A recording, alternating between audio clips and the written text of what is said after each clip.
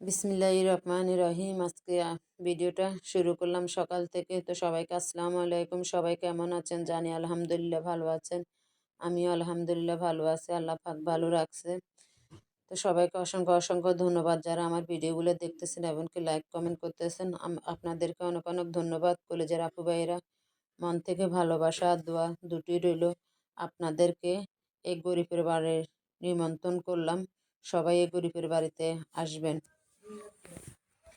তো এই যে আমি আজকে সাগরের কোরাল মাছ রান্না করব, ওই কারণে একটু শুকনো মরিচ, লাল মরিচ বেটে নিলাম, একটু পেঁয়াজ বেটে নিলাম, রসুন বেটে নিলাম।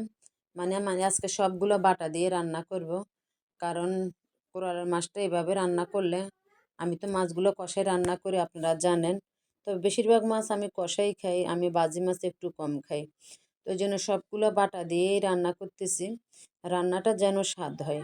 ওই কারণে রান্নাটা যেন স্বাদ হয় এবং কি কালারটা যেন সুন্দর আসে, ওই কারণে। তো সবাইকে অসংখ্য অসংখ্য ধন্যবাদ আবারও বলতেছি। পারলে আমার ভিডিওটা যদি কোনো অংশই যদি ভালো লাগে আমার কলেজের আপু ভাইরা একটু শেয়ার করে দিবেন। মাছটা পাতিলে হয় নাই দেখে একটু আবার বড় দেখে পাতিল নিছি, কারণ এখানে মাছগুলো যদি ছোট পাতিল হয় মাছগুলো ভেঙে যাবে, ওই জন্য আবার বড় আরেকটা পাতিলে চেঞ্জ করে নিলাম।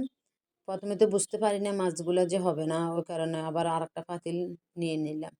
তো আমি মাছগুলো এভাবে রান্না করছি, ঠিক আছে, এত সুন্দর করে যত্ন সহকারে রান্না করলাম জানেন। এত সুন্দর কালার, এত কি দেখতে দেখা যাচ্ছে কত লোভনীয় হয়েছে না। কিন্তু আমার আজকের তরকারিটা একটুও মজা হয় না, যেটা সত্যি কথা। আজকের তরকারিটা আমি একদম খেতে পারিনি। তো আমার ভিডিওটা শেষের দিকে যদি ভুল ত্রুটি হয়ে থাকে মাফ করে দিবেন। ওকে, আল্লাহ হাফেজ। আজ এ পর্যন্তই, সবাই ভালো থাকবেন।